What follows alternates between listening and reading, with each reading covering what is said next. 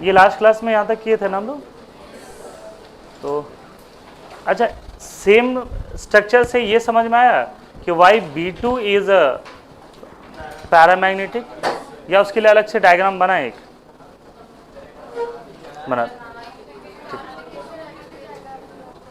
क्या बोले, कुछ कह रहे हो?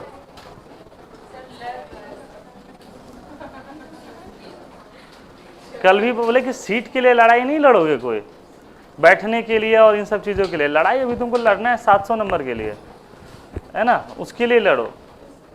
इन सब चीज़ों के लिए छोटा मोटा नहीं सर मेरा बैग फेंक दिया सर, ये नहीं है, ठीक है यार, है ना, मेरे सीट पे बैठ गया, ये सब चीज़ें बच्चा वाला वो नहीं करना है कि प्ले स्कूल में लड़ाई। थोड़े समझदार बनो और उसको बोलो, पहले छोटा टारगेट रखो कि रुको तुमको बताते हैं, केमिस्ट्री में बताते हैं, रुको तुमको बताते हैं फिजिक्स में, इस बार फिजिक्स में तुमसे ज़्यादा नंबर लाएंगे। छोटा छोटा टारगेट रखो, बात समझ में आ रहा है ना? किस तो ये सीट उठ के लिए ये सब बच्चा वाला काम नहीं करना, है ना। लड़ो तो फिर बढ़िया से लड़ाई करो, है ना, सीधे AK-47 उठा लो, जो कम से कम 7 पुस्तक पैसा आते रहे, है ना। ये नहीं कि छोटा सा गए किसी को एक थप्पड़ मार दे, ये सब काम नहीं करना, ठीक है। अभी देखो जो भी बड़े ये सब क्रिमिनल्स हैं, उनको कोई ज़रूरत नहीं है। एक हमारे थोड़े परिचित क्या हमारे गांव के ही हैं, देखो हर तरीके के लोग हैं, तो वो बेचारा 30 साल से जेल में है, और उनका बेटा दिन रात दारू पिए रहता है, और मस्त हवेली की तरह घर है, बड़ा होटल है, जब मन होता है मर्सिडीज निकालता है, पूरे रांची घूम के आ जाता है।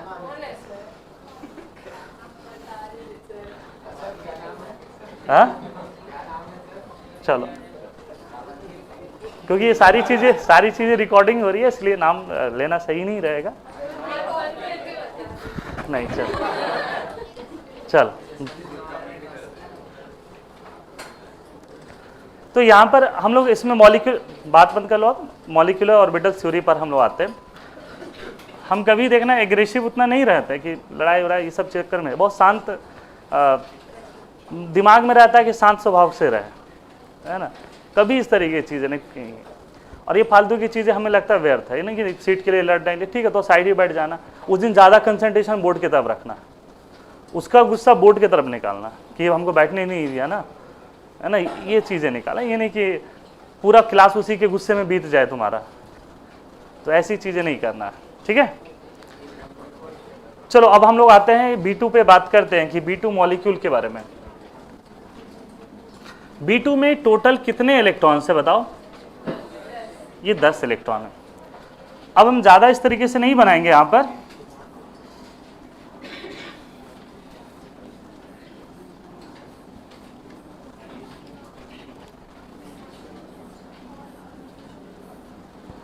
तो ये sigma 1s sigma star 1s, तो 10 इलेक्ट्रॉन भरना है। देखो 4 इलेक्ट्रॉन इसमें भर चुके हैं हम लोग। उसी तरीके से ये 1s में हम लोग बढ़े आगे,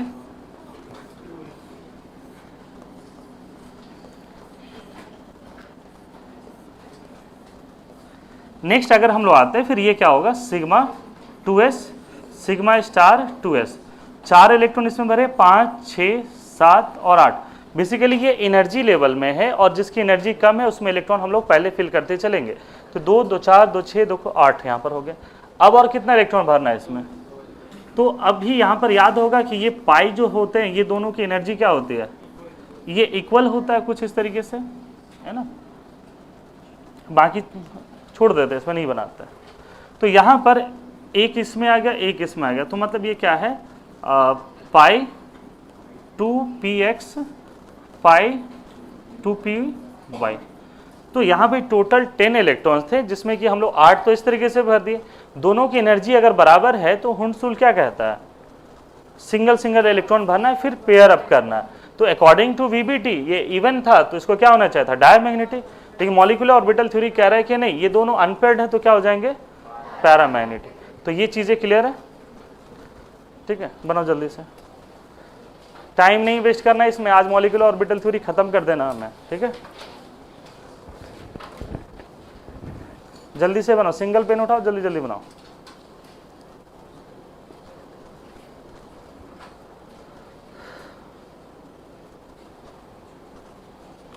कल T3 में भी बच्चे लोग लड़ लिए थे सीट के लिए। नया बच्चा पहले लड़ाई किया, फिर T2 वाले कर रहे हो, अब T1 अभी तक नहीं किया, सुनेंगे 2-3 दिन वो लोग भी कर लिया।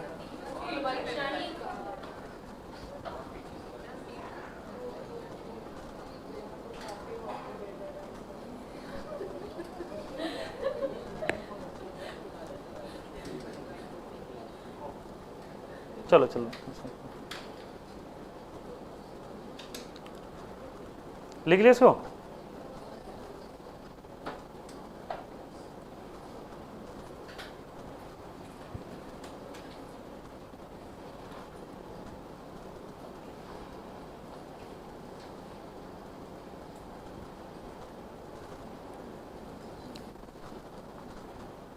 तो अगर इसमें इलेक्ट्रॉनिक कॉन्फ़िगरेशन लिखना होगा इसका, तो इलेक्ट्रॉनिक कॉन्फ़िगरेशन किस हिसाब से लिखोगे? Sigma 1s2 sigma star 1s2 sigma 2s2 sigma star 2s2 पाई 2px1 पाई 2py ये 1, कुछ इस तरीके से। इसमें बॉन्डिंग इलेक्ट्रॉन्स कितने हो जाएंगे? देखो 2 2 4 और ये 6। एंटी बॉन्डिंग इलेक्ट्रॉन्स कितने हो जाएंगे? ये 4। बॉन्ड ऑर्डर हाफ 6 - 4 कितना हो जाएगा?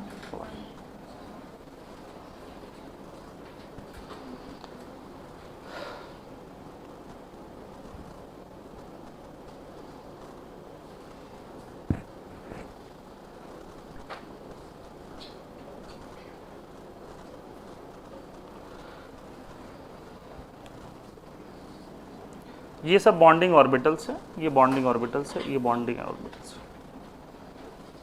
जो स्टार वाले हैं वो एंटी बॉन्डिंग ऑर्बिटल्स है।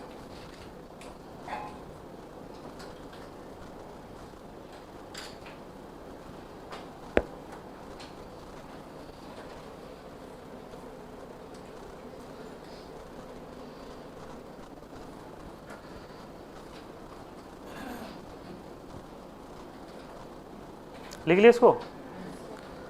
चलो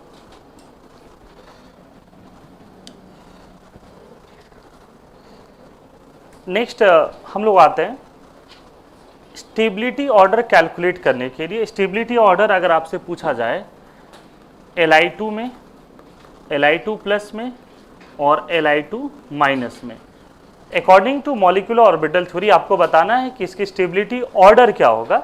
हो सकता है कि एग्जाम में ऐसा क्वेश्चन रहे कि which is most stable, which is least stable, इस तरीके की चीज़ है। तो Li2 में लिथियम का एटॉमिक नंबर कितना है? 3, तो ये कितना हो जाएगा? 6 इलेक्ट्रॉन, यहाँ पर 5 इलेक्ट्रॉन, इसमें क्या होगा? 7 इलेक्ट्रॉन। तो देखो Li2 में 6 इलेक्ट्रॉन फिल करना आपको, कैसे फिल करोगे?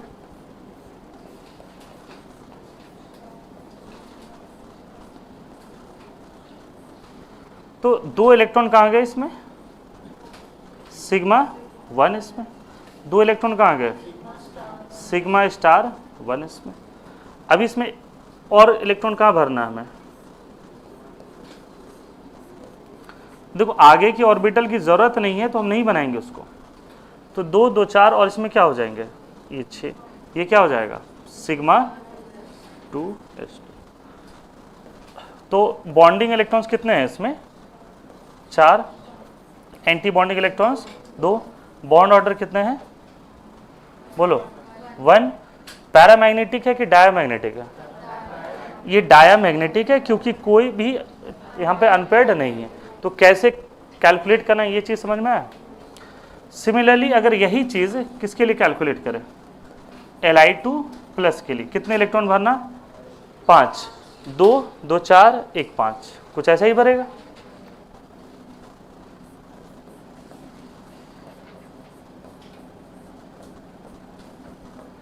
एक 2 3 4।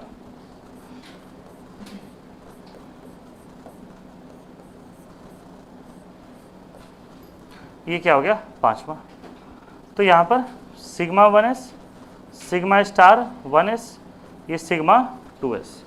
बॉन्डिंग इलेक्ट्रॉन्स कितने हैं इसमें? 5।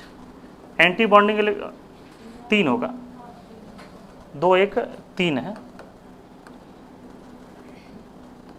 बॉन्डिंग इलेक्ट्रॉन कितने हैं? 2 और 1 3, एंटी बॉन्डिंग 2 हैं। तो इसका बॉन्ड ऑर्डर कितना आ रहा होगा? 0.5। Paramagnetic diamagnetic? ये पैरामैग्नेटिक। क्लियर है? नेक्स्ट Li2 माइनस, टोटल कितने इलेक्ट्रॉन्स? 7 इलेक्ट्रॉन्स। कैसे भरोगे?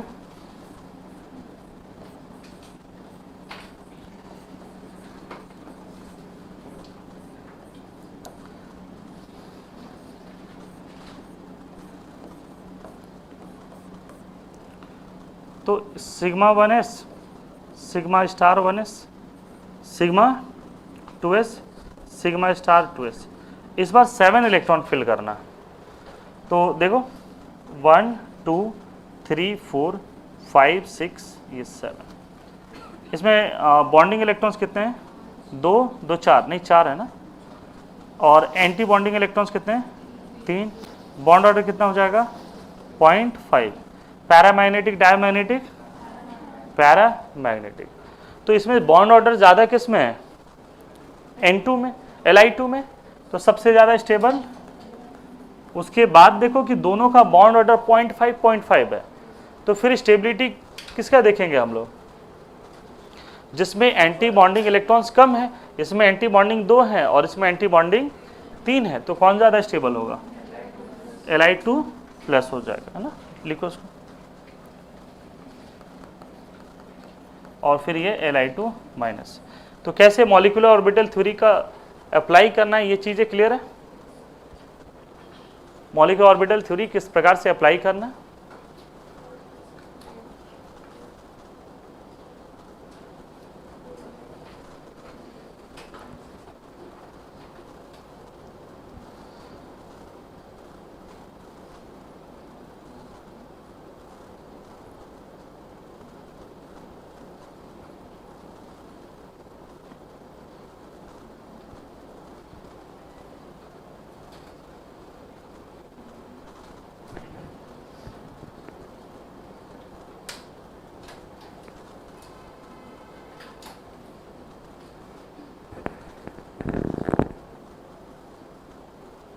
लिख लिए इसको?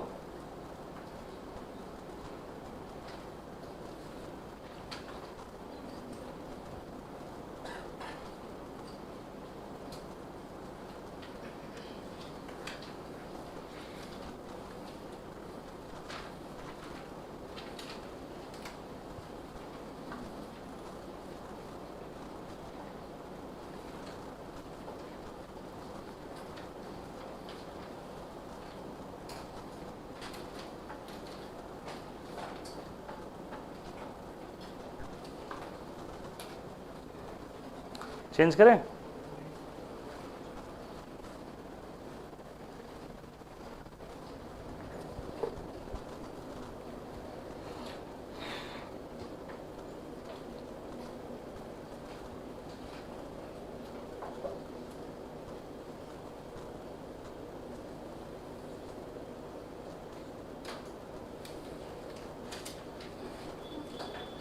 तुम नहीं बनाओगे? कहाँ बनाएंगे सब? करोगे तुम खिलबेल? ये कौन बनाएगा?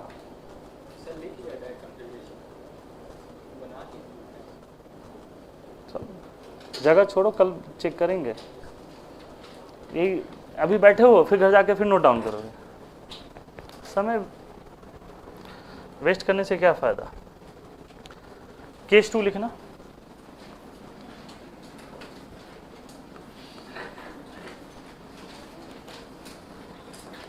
फॉर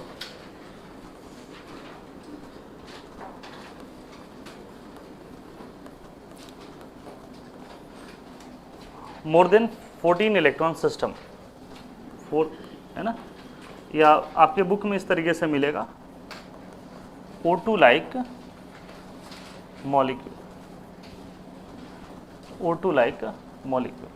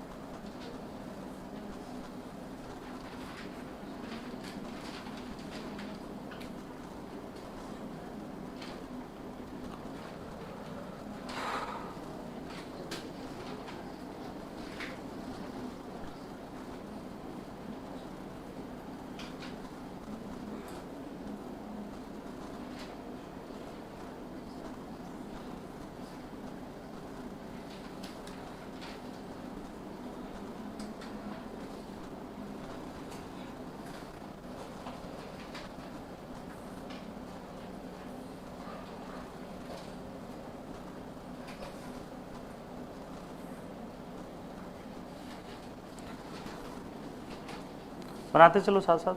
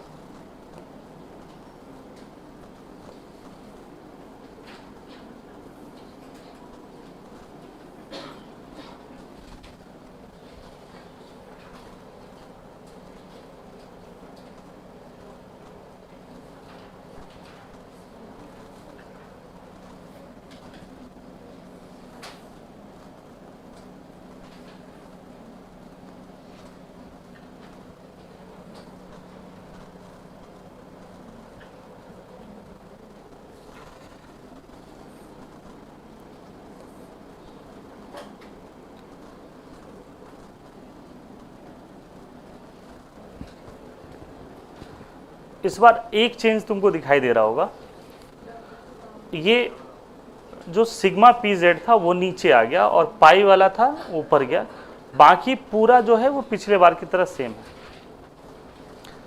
तो 1s 2s 2p 2p 2s ये 1s, तो किनारे में वो एटॉमिक ऑर्बिटल्स है, ये बीच में यहाँ पर अगर हम लोग भरते हैं ये क्या हो जाएगा, sigma 1s sigma star 1s sigma 2s sigma star 2s sigma 2pz, ये क्या होगा पाई 2px और ये क्या है पाई 2py, ये क्या है पाई स्टार 2px और ये है पाई स्टार 2py और सिग्मा स्टार 2pz।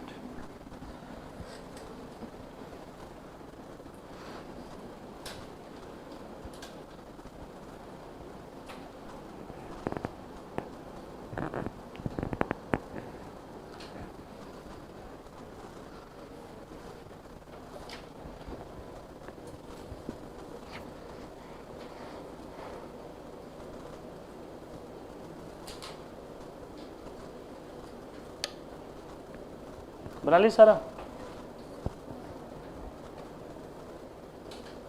अब इलेक्ट्रॉन अगर फिल करना स्टार्ट करेंगे तो सबसे पहले कहाँ पे फिल करेंगे, जिसकी एनर्जी कम है। तो देखो 1s में 2 इलेक्ट्रॉन, फिर इसमें भी 2 इलेक्ट्रॉन, 4 5 6 7 8 9 ये 10 11 12 13 ये 14 इलेक्ट्रॉन। अब देखो ये 15 है और ये क्या है 16 है, तो O2 में कितने इलेक्ट्रॉन्स हैं 16। तो अकॉर्डिंग टू VBT O2 क्या था एक डायमैग्नेटिक, लेकिन मॉलिक्यूलर ऑर्बिटल थ्योरी में देखो क्या हुआ कि टोटल 16 इलेक्ट्रॉन फिल करने हैं, 2 2 4 6 8 10, यहाँ पे 11 12 13 14 15 और 16, मतलब ये दोनों क्या आ गए अनपेड इलेक्ट्रॉन, और इसी वजह से O2 क्या होता है पैरामैग्नेटिक। क्लियर है। और इसी चीज़ को अगर हम लोग लिखते हैं यहाँ से तो इसका इक्वेशन क्या हो जाएगा, sigma 1s2 sigma star 1s2 sigma 2s2 sigma star 2s2 फिर सिग्मा 2pz2 पाई 2px2 पाई 2py क्या हो जाएगा 2 इक्वल दे सकते हो नहीं भी दे सकते हो। फिर इसके बाद में क्या होगा पाई, हाँ पाई स्टार 2px और ये क्या हो जाएगा पाई स्टार 2y, उसमें 1 1। तो ये बेसिक इन्फॉर्मेशन जो मॉलिक्यूलर ऑर्बिटल थ्योरी से है। अब यहाँ पर एग्जाम में क्वेश्चन किस तरीके से O2 वगैरह में पूछा जा सकता है, तो यहाँ पर कुछ अलग अलग चीज़ें जैसे हम लोग कैलकुलेट करें, बॉन्डिंग इलेक्ट्रॉन और एंटी बॉन्डिंग इलेक्ट्रॉन। इसमें बॉन्डिंग इलेक्ट्रॉन्स कितने हैं देखो, 2 2 4 2 6 2 8 और ये 10, तो बॉन्डिंग इलेक्ट्रॉन 10 है और 16 थे, तो एंटी बॉन्डिंग कितने रह जाएंगे 6। बॉन्ड ऑर्डर क्या हो जाएगा, हाफ 10 - 6 = 2। अब बताओ कि ऑक्सीजन ऑक्सीजन में कैसा बॉन्ड होता है, डबल, तो बॉन्ड ऑर्डर 2 है इसलिए डबल, और ये क्या हो गया पैरामैग्नेटिक, क्या हो जाएगा पैरामैग्नेटिक।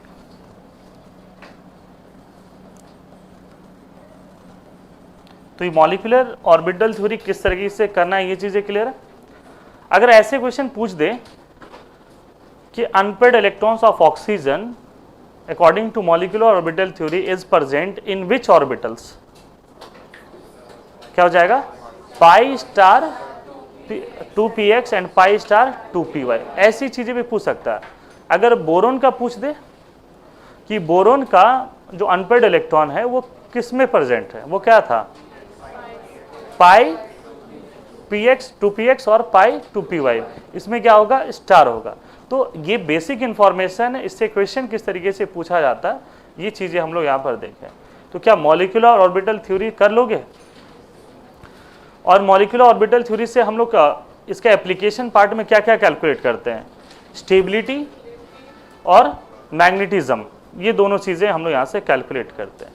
तो पिछला जो डायग्राम बता रहे थे अप टू 14 इलेक्ट्रॉन, उसमें क्या था कि ये जो दोनों जो सिस्टम दिख रहा है ये दोनों चेंजेस था, बाकी ऊपर से लेके नीचे क्या था सेम ही था। तो ये चीज़ें थोड़ा सा ध्यान में रखना होगा, आपको याद रहेगा कि इलेक्ट्रॉन किस तरीके से भरते हैं यहाँ पर। अब इसमें भी क्या है, कुछ कुछ वर्ड एनसीईआरटी में दिया हुआ है लेकिन उसका कोई बहुत ज़्यादा यूजफुल नहीं है। यहाँ पर एक ऐसे पढ़ोगे होमो लूमो, ये इसका फुल फॉर्म होता है हायर अनऑक्यूपाइड मॉलिक्यूलर ऑर्बिटल। मतलब ये मान लो कि कोई ऐसे ऑर्बिटल्स हैं जैसे पिछले बार ही आते हैं,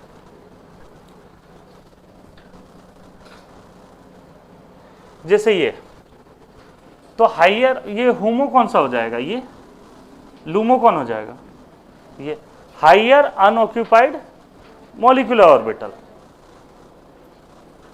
इधर बोर्ड इधर है, वहां देख रहा था N ट्रिपल बॉन्ड N,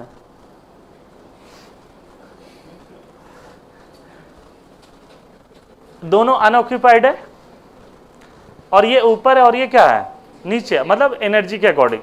तो होमो कौन सा हो जाएगा, ये लूमो क्या हो जाएगा ये। तो होमो लूमो पहचान जाओगे, तो होमो लूमो का मतलब होता है higher unoccupied molecular orbital, lower unoccupied molecular orbitals. यहाँ पर मॉलिक्यूलर ऑर्बिटल थ्योरी कंप्लीट हुआ आपका, ठीक है। चलो अब यहाँ से बकवास की चीज़ें स्टार्ट करते हैं। हाँ, क्या पढ़ोगे कि नहीं पढ़ोगे, ठीक है ना। ट्रिक्स फॉर बॉन्ड ऑर्डर, गायब हो गया ये, चलो ट्रिक्स फॉर मॉलिक्यूलर ऑर्बिटल। देखो मॉलिक्यूलर ऑर्बिटल थ्योरी, जितना हमको इंफॉर्मेशन है, जितनी एनर्जी है, उस हिसाब से हम आपको, और जितनी तुम्हारी रिक्वायरमेंट है, हो सकता है इससे हम ज़्यादा भी पढ़ा सकते थे लेकिन उसकी रिक्वायरमेंट तुमको नहीं है, तो जितना हमको आना चाहिए उतना हम आपको बताते हैं। क्लियर है। अब यहाँ पर है कि उसके अलावा भी कुछ ऐसे ट्रिक हैं, मान लो कोई ऐसा बच्चा है कि जिसको मॉलिक्यूलर ऑर्बिटल थ्योरी से ही एकदम दुश्मनी है, जैसे शनि दोष होता है ना, शनि ग्रह का या कुछ इस तरीके का, मॉलिक्यूलर ऑर्बिटल थ्योरी का दोष है, हमसे सर दिमाग में नहीं आता, बाकी सब हो जाता है। कुछ कुछ बच्चे आते हैं हमारे पास, सर हमसे सब हो जाता है, सर केमिस्ट्री हमसे नहीं होता है ना। कुछ ऐसे ऐसे मिलते हैं, और मेडिकल में कम मिलते हैं, जेई में ज़्यादा मिलते हैं। जेई वाले बच्चों को लगता है कि फिजिक्स हमको सबसे ज़्यादा आता है, ये गलतफहमी है उनका, है ना। और उनको लगता है कि केमिस्ट्री हमको कुछ नहीं आता, और केमिस्ट्री रटने की चीज़ है, उनको ये भी दिमाग में आता है। कोई दिमाग में डाल दिया होगा केमिस्ट्री रटने की चीज़ है। तुम मेडिकल के स्टूडेंट हो और ये बताओ कि अभी तक कोई चीज़ रटने वाला चीज़ पर हम लोग आए हैं, चाहे इनऑर्गेनिक हो या फिजिकल हो। तो रटने वाली चीज़ें नहीं है, चीज़ों को धीरे धीरे समझोगे तो फिर ये आसान हो जाता है। तो ऐसे बच्चे जिनको मॉलिक्यूलर ऑर्बिटल दोष है वो बॉन्ड ऑर्डर ये ट्रिक के अकॉर्डिंग आराम से कैलकुलेट कर सकते हैं। देखो जो तुम देख रहे थे ना, तुम क्या देख रहे थे उस समय? हाँ, ये देख रहे थे? नहीं देख रहे थे? अच्छा, पूरा स्टेप देख रहे थे तुम, लेकिन क्लास में नहीं थे। तो इस फिजिकली प्रेजेंट मेंटली एब्सेंट, ये N2 में कितना बॉन्ड ये इलेक्ट्रॉन्स है? 14 है। और इसका बॉन्ड ऑर्डर कितना होता है? बस इतना तुमको याद होना चाहिए, ठीक है। और इसको हम लोग क्या करते हैं, सेंटर पर रखे 14 इलेक्ट्रॉन, इधर क्या है 15, 16, 17, 18, और इधर क्या कर दो 13, 12, 11, 10, 9, ठीक है। ये क्या है, नंबर ऑफ इलेक्ट्रॉन्स है। और तुमको पता है कि इसका बॉन्ड ऑर्डर कितना होता है 14 पर। एक काम करना, उधर भी 0.5 घटाते चले जाओ, इधर भी 0.5 घटाते चले जाओ, तो ये क्या हो जाएगा 2.5, 2 ही है, ये 1 है, ये क्या है 2.5 to 1.5, ये 1, ये 0.5, ठीक है। अरे ठीक है,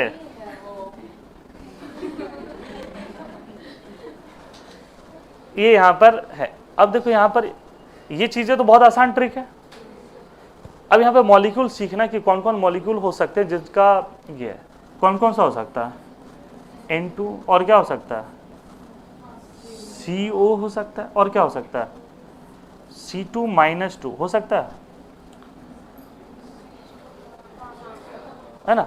अगर किसी बच्चे को डाउट लग रहा होगा तो एसिटाइलिन को याद करो, ठीक है।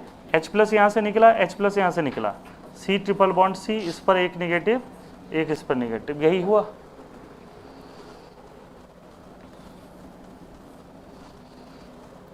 तो ये दोनों चीजें हो गया। 15 इलेक्ट्रॉन कब होगा, जब N2 माइनस हो जाए, और कब होगा O2 प्लस हो जाए। ये कब होगा, जब O2 होगा।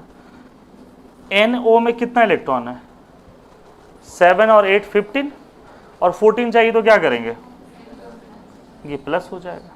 कुछ समझ में आया?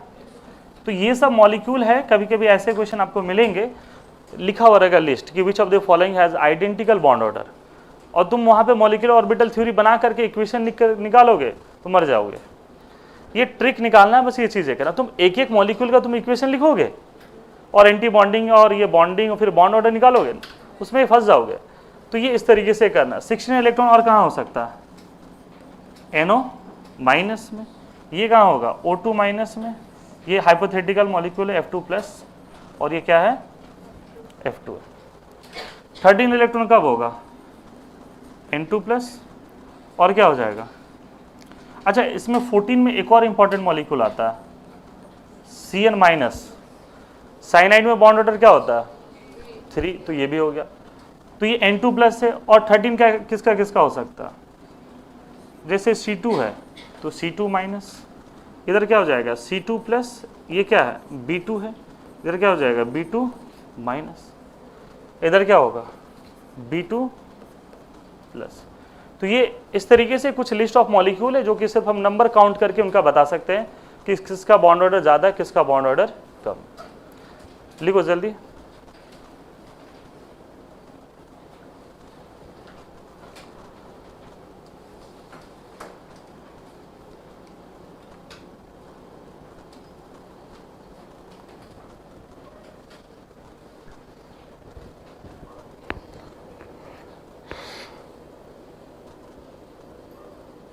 बना ली इसको। तो अगर आपसे कभी ऐसे क्वेश्चन पूछ दे कि O2+ है, O2 है और O2- है, इनमें सबसे ज़्यादा स्टेबल कौन है, तो मॉलिक्यूलर ऑर्बिटल थ्योरी नहीं लगा करके ये ट्रिक लगाना। सबसे ज़्यादा बॉन्ड ऑर्डर कहाँ पर है O2+, O2+ में 2.5 है, O2 में 2 है और O2 माइनस में 1.5 है। सबसे लीस्ट स्टेबल पूछे तो O2 माइनस, तो ये ट्रिक लगाओगे तो आराम से बन जाएगा। ठीक है, लिख लिए इसको।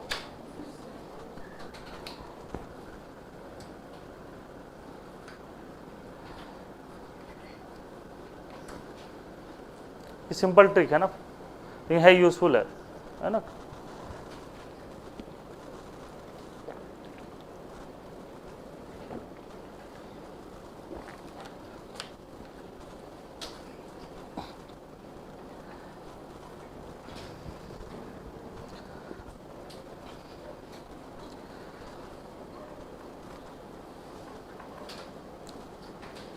हटा दे इसको, लिखो जल्दी जल्दी लिखो।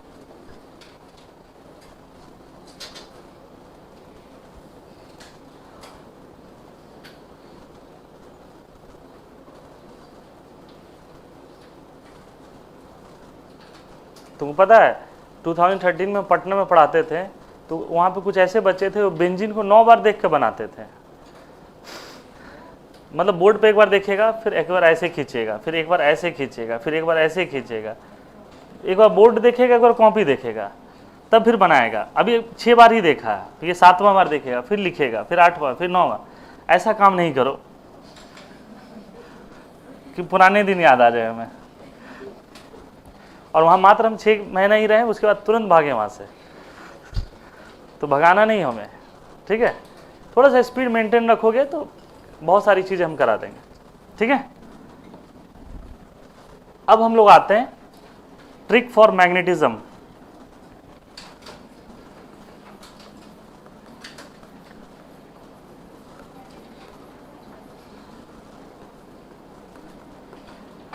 ट्रिक फॉर मैग्नेटिज्म मतलब हम यहां पे बात करते हैं कि पैरामैग्नेटिक और डायमैग्नेटिक क्या क्या होगा, ठीक है।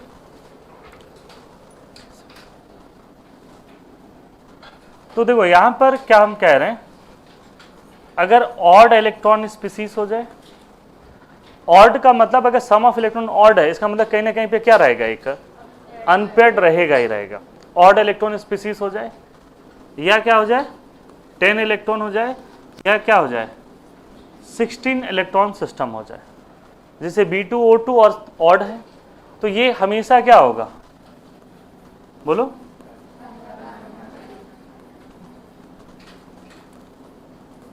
ये पैरामैग्नेटिक।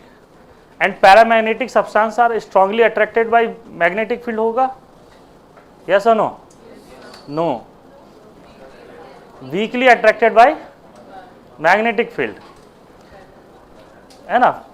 ये याद रखना, ये नहीं कि मान लो कि ये मैग्नेटिज्म है तो ये, तो इसलिए कभी भी, ठीक है पैरामैग्नेटिक है but they are weakly attracted by magnetic field. ये सॉलिड स्टेट में लिखा हुआ पूरा लाइन।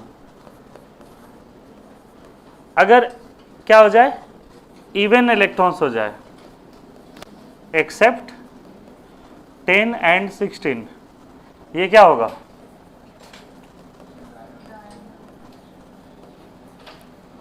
ये डायमैग्नेटिक, ठीक है। If odd electron 10 electron 16 electron paramagnetic, और ये क्या हो जाएगा इवन 10 और 16 को छोड़ करके। छोटा सा ट्रिक है, याद रहेगा। अब लिस्ट ऑफ मॉलिक्यूल दे रहे हैं, तुमको बताना है कि कौन पैरामैग्नेटिक है कौन डायमैग्नेटिक है।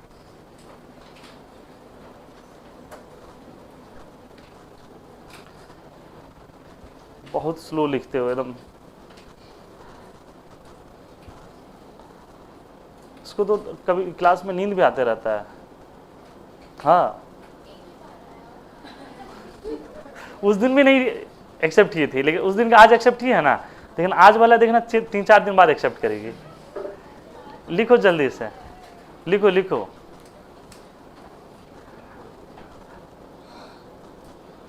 लिख लिए इसको। चलो बताओ कि स्मॉल p और स्मॉल d से लिखना कि कौन पैरामैग्नेटिक है कौन डायमैग्नेटिक है। And the list of molecules are He2 plus, He2 minus, Li2 plus, Li2, Li2 minus Be2 plus, जल्दी जल्दी लिखो उसको, Be2 minus B2 plus B2 B2 minus C2 plus C2 C2 minus N2 plus N2 N2 minus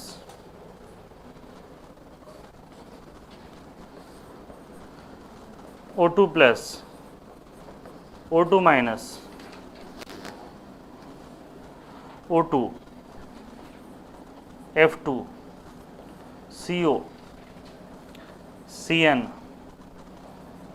NO NO plus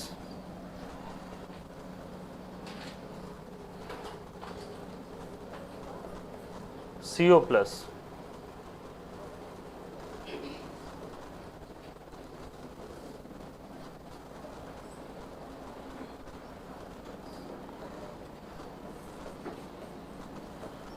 CN minus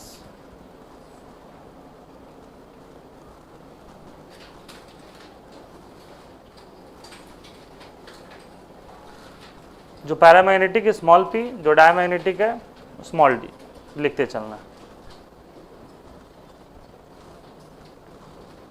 और ये मान के चलो कि तुम्हारे एग्जाम में जितने क्वेश्चन आएंगे ऑलमोस्ट बोर्ड पर ही है, इससे बाहर और पॉसिबल ही नहीं है, कोई छोड़े ही नहीं इसमें, है ना। तो पूछा जाएगा तो इधर, अब इसमें एक H2 जोड़ देता है लोग, है ना, सल्फर का।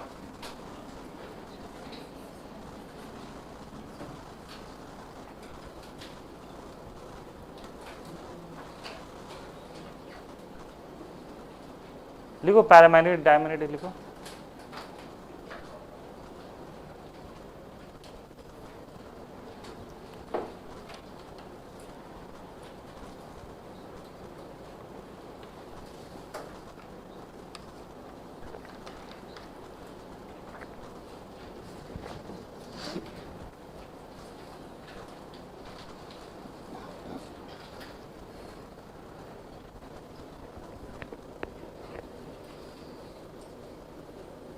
हो गया कंप्लीट।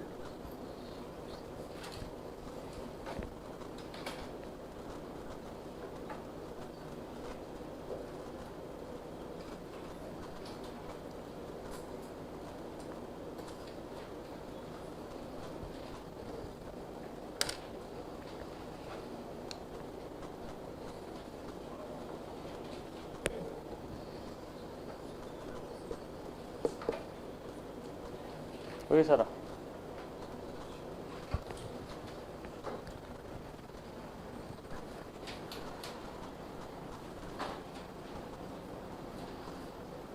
स्टार्ट करें, बताना।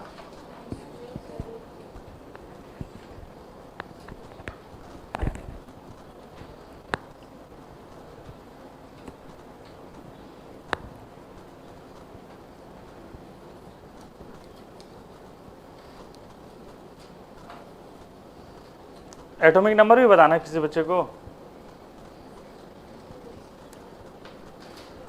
एटॉमिक नंबर भी, हीलियम का 2, लिथियम का 3, बेरिलियम का 4, बोरोन का 5, देखो सब ऑर्डर में लिखे हैं। कार्बन का 6, नाइट्रोजन का 7, ऑक्सीजन का 8, इस तरीके से ना।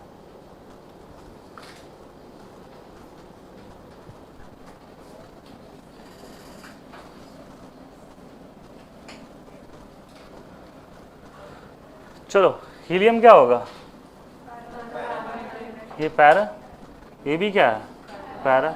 Li2, ये पैरा, ये पैरा, ये डाया, ये पैरा। B2 क्या होगा? ये ना, इसको थोड़ा सा ध्यान रखना ना। फिर ये क्या हो जाएगा?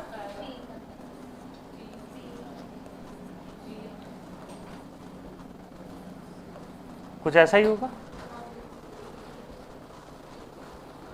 उसके बाद O2 प्लस पैरा पैरा, ये क्या होगा? यही तो ध्यान रखना, ये क्या हो जाएगा? पैरा।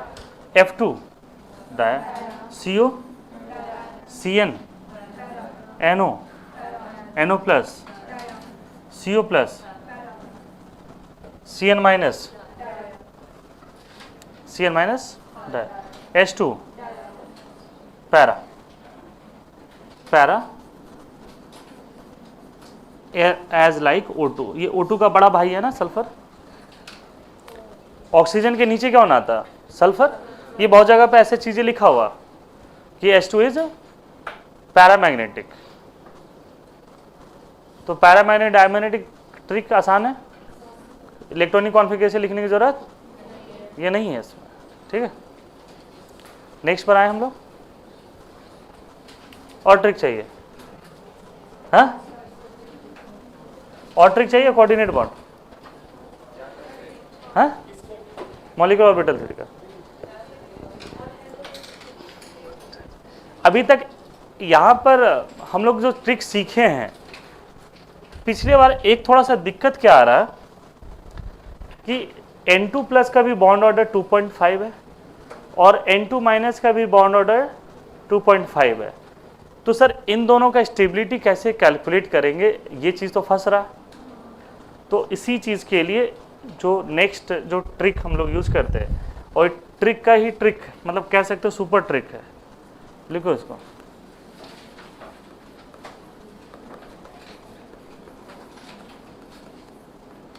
ये सबसे बेहतरीन ट्रिक है मॉलिक्यूलर ऑर्बिटल थ्योरी का। पहला दोनों वाला का भी इंपॉर्टेंस तो ऐसा ही था, ऐसा नहीं कि वो उसका इंपॉर्टेंस कम था, लेकिन क्या है कभी कभी अगर कोई ऐसे क्वेश्चन में फंस जाए तो यहाँ पर ये चीज़ काम आता है। सुपर ट्रिक में देखो क्या करते हैं हम लोग, बॉन्ड ऑर्डर कैलकुलेट करने के लिए हाफ ये मैट्रिक्स में लेकर के आते हैं हम लोग। किसमें? मैट्रिक्स। और इसको समझाने के लिए इसको लिखते हैं 1s 2s 2p। और ये होता है बॉन्डिंग इलेक्ट्रॉन और ये क्या होता है? Anti bonding electron. और इस ट्रिक का सबसे बड़ा खासियत है कि इसमें कोई एक्सेप्शन नहीं है। दूसरा सबसे बड़ा खासियत है कि अलग अलग अब नहीं पढ़ेंगे कि up to 14 and more than 14 ये सब गया खत्म। बात समझ में आ रहा? सारे जितने भी मॉलिक्यूल्स है सभी के लिए एक कॉमन ट्रिक और बहुत आसान है। आपको भी पता है कि 1s 2s 2p, पहले एनर्जी किस में भरेगा? 1s फिर 2s फिर 2p। और बॉन्डिंग और एंटी बॉन्डिंग की बात करें तो पहले किस में भरेगा? बॉन्डिंग में। देखो और इस 1s में कितना भरेगा मैक्सिमम? इसमें 2, इसमें इसमें इसमें इसमें 6। बस इसी तरीके से इलेक्ट्रॉन भरना और उसके कैलकुलेट करना। पहले इसको यहां तक लिखो। और तुमको पता है कि bond order is equal to half of NB minus NA।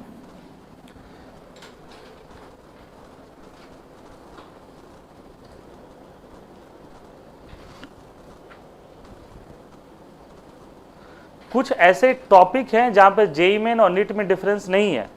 JEE main में ऑर्डर पूछता है और नीट में मैक्सिमम मिनिमम पूछता था, वो भी 2-3 साल पहले। अब नीट भी बदमाश हो गया, वो भी अब ऑर्डर वाइज पूछ रहे हैं क्वेश्चन। थोड़े प्रीवियस ईयर क्वेश्चन देखना नीट का, कम से कम 2000 कोविड से पहले, before Covid after Covid, question के लेवल में चेंज आया है। पहले पूछता था मैक्सिमम कौन है मिनिमम कौन है, और आज के डेट में अरेंज करिए उसको बैठ करके। तो उस तरीके से समय के अनुसार बदलना होगा हम लोग को भी। अब जैसे एक क्वेश्चन है कि अगर आपसे पूछा जाए स्टेबिलिटी ऑर्डर ऑफ, लिखना stability order of Li2 plus and Li2 minus, इसका स्टेबिलिटी ऑर्डर बताना है हमें, ठीक है। स्टेबिलिटी ऑर्डर कि कौन स्टेबल है कौन कम स्टेबल है। तो अब यहां पर देखो कैसे हम लोग इसको यूज करते हैं बॉन्ड ऑर्डर में, और प्रॉपर तरीके से यूज करते हैं। नहीं तो इसका ट्रिक में भी और अच्छे से हम लोग कर सकते थे। टाइम बचाने के लिए करेंगे बाद में, लेकिन पहले देखो अगर Li2 के लिए बात करते हैं तो Li2 में कितने इलेक्ट्रॉन्स हैं? 6 इलेक्ट्रॉन है। तो देखो bond order is equal to, लिखो नहीं पहले बोर्ड की तरफ देखो सही बच्चे, bond order equal to half, कैसे भरेंगे? 2 फिर 2 फिर 2 और यहाँ क्या हो जाएगा? 0। ऊपर भरने की जरूरत नहीं है। तो बॉन्ड ऑर्डर क्या हो जाएगा? Half 2 minus 0। किसी को शौक है तो 4 माइनस 2 कर लो। जब बढ़िया से ट्रिक यूज कर रहे हैं तो बढ़िया से यूज करो। बात समझ में आ रहा है ना? मतलब इनको माइनस करने से कुछ मिलने वाला नहीं है। यही इन दोनों को माइनस कर दो, बॉन्ड ऑर्डर कितना आ गया? ये 1। तो कोई इक्वेशन लिखने की जरूरत नहीं है, सिग्मा सिग्मा स्टार पाई इस तरीके से। तो Li2 वाली चीजें समझ में आया? अभी लिखोगे नहीं, पहले रुक जाओ। Li2 प्लस में कितने इलेक्ट्रॉन्स हैं? 5। कैसे भरोगे? 2 2 4 1 0। बॉन्ड ऑर्डर 0.5 आ जाएगा। Li2 minus bond order equal to half, कितने इलेक्ट्रॉन? 7 2 2 4 2 6 1 7। तो क्या हो जाएगा? बॉन्ड ऑर्डर किसका ज्यादा? तीनों का कैसे सेम है भाई? इसका बॉन्ड ऑर्डर 1 है, सबसे ज्यादा स्टेबल। अब Li2 प्लस और Li2 माइनस का बॉन्ड ऑर्डर सेम है। इसमें एंटी बॉन्डिंग इलेक्ट्रॉन्स कितने हैं? 2 हैं। और इसमें कितना है? कौन ज्यादा स्टेबल? Li2 प्लस, ये Li2 माइनस। ट्रिक समझ में आया? तो ये सबसे आसान ट्रिक है और बढ़िया ट्रिक है। इसमें कोई इसमें नहीं कि अप टू 14 और 14 के बाद। लेकिन अगर पहला दिन ये पढ़ा देते तो अगला दिन जब पूरा क्लास बंक कर देते, मास बंक कर देते तुम लोग। तो दोनों चीजें पढ़ाना पड़ता है।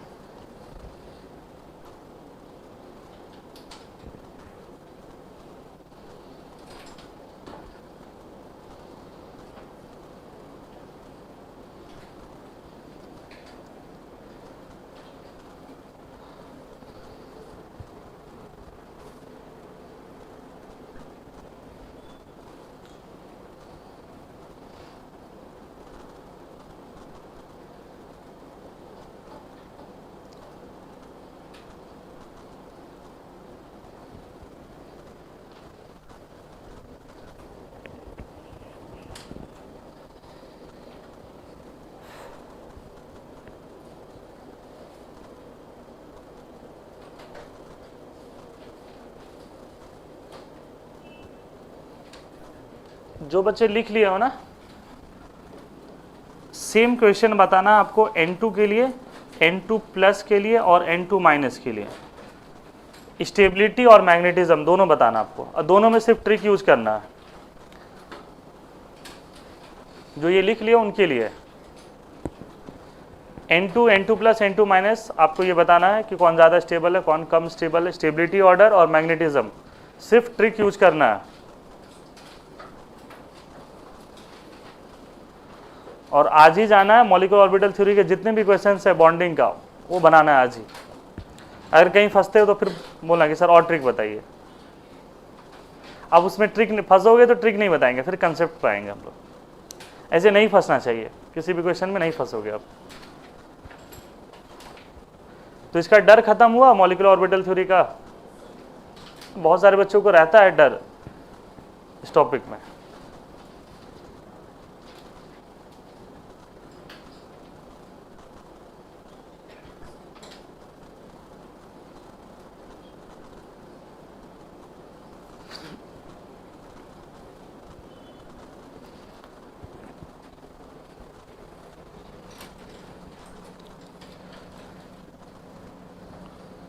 Next is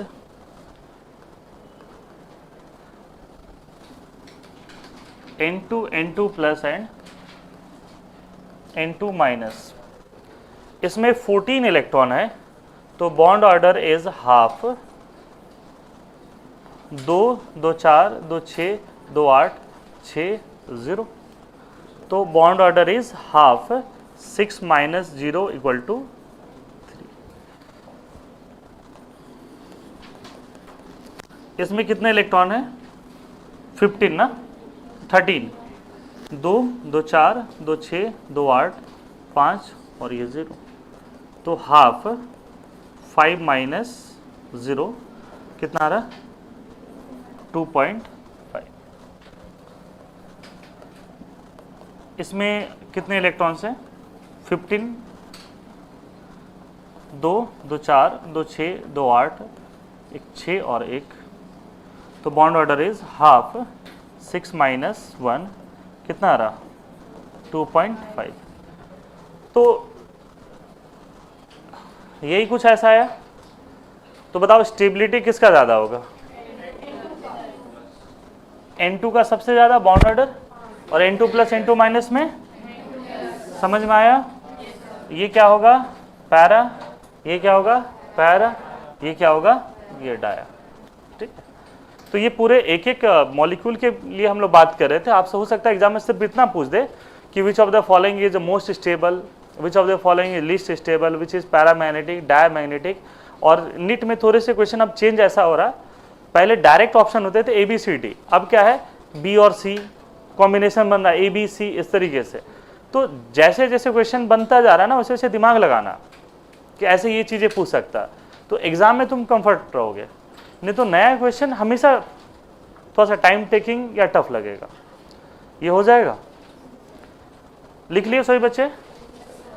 जो कुछ बच्चे, या फिर इसके बारे में बताओ तो, He2 प्लस और He2 माइनस, बताओ क्या होगा ऑर्डर?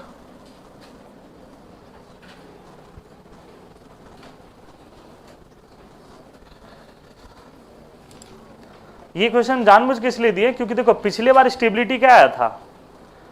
Li2 प्लस, और यही आया था ना ऑर्डर, ये ऑर्डर आया था इस बार, पिछले बार। इस बार भी ऑर्डर क्या आया था? N2 प्लस और N2 माइनस। अब तो बच्चा क्या करता है ना कि ट्रिक का ट्रिक निकालने लगता है कि neutral is more stable then cation and cation is more stable then anion. ऐसा काम नहीं करना है, बात समझ में आ रहा है? इसलिए ये क्वेश्चन दिए है। अब ये क्वेश्चन करोगे तो समझ में आ जाएगा। He2 होगा यहां पर, ये वाला लिख लियो ना सभी बच्चे? तो चलो,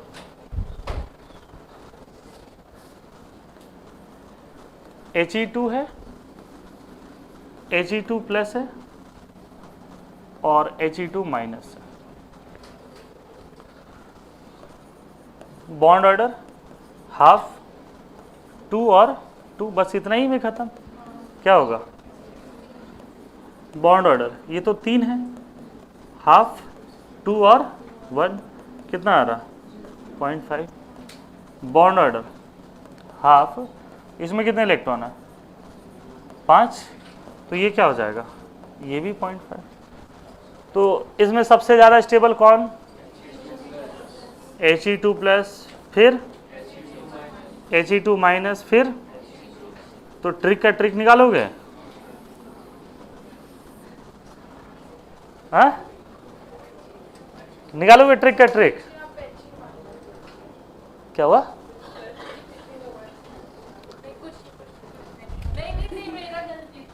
क्या है? ठीक है, इसका मतलब है कि अगर बॉन्ड ऑर्डर He2 0 है, इसका मतलब है ये एग्जिस्ट नहीं करेगा, डज नॉट एग्जिस्ट, लिख लेना, does not exist.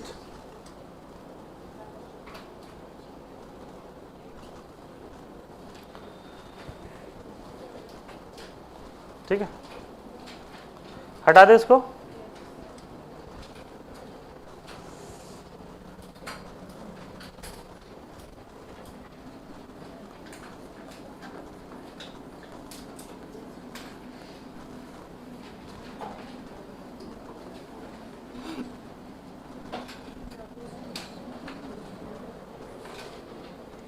ड्रैगोज rule, it does not means कि ये चाइनीज है ना, ये नहीं कि ड्रैगन से जोड़ लेना इसको। ड्रैगोज रूल लिखना,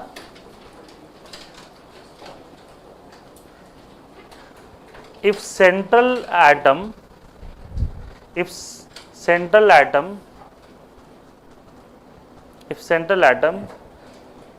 belongs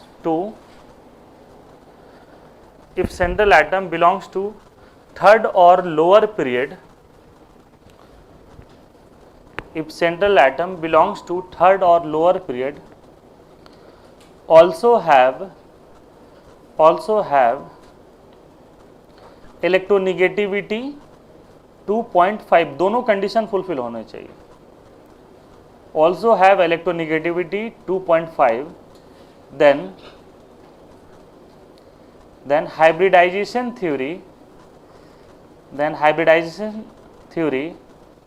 is not applicable. Then hybridization theory is not applicable. Hybridization theory is not applicable for those atoms. ऐसे एटम के लिए हाइब्रिडाइजेशन थ्योरी एप्लीकेबल नहीं होगा। ये हम समझाना चाह रहे हैं, कंपैरिजन है NH3 वर्सेस PH3 से। ये सेकेंड पीरियड से बिलोंग करता है, ये किससे बिलोंग कर रहा है? थर्ड से। इसकी इलेक्ट्रोनिगेटिविटी 3 है और इसका क्या है? 2.1 से। मतलब इसके लिए हाइब्रिडाइजेशन थ्योरी होगा, यहाँ पर इसके लिए हाइब्रिडाइजेशन थ्योरी ये नहीं होगा। पहले इस बात को समझो। यहाँ पर हाइब्रिडाइजेशन थ्योरी हो रहा था तो इसलिए ये जो नाइट्रोजन के जो ये चीजें हैं, ये ऑल 4 आर हाइब्रिड ऑर्बिटल्स। और ये कौन सा हाइब्रिडेशन है? sp3, and due to this reason it's bond angle is 107 degree. होना चाहिए था 109, लेकिन लोन पेयर थोड़ा कंप्रेस कर दिया।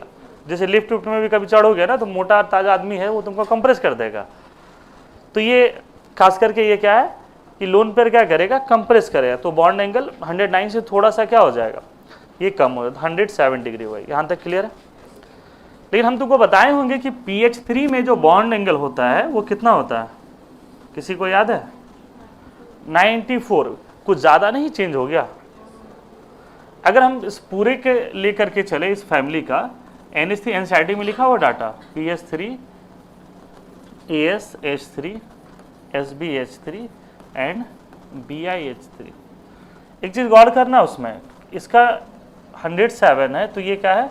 94 है, ये 93 डिग्री पॉइंट समथिंग कुछ है ना? ये भी 92 पॉइंट कुछ है, 2 है या 4 है, ये भी 92 के आसपास में या 91 के आसपास में।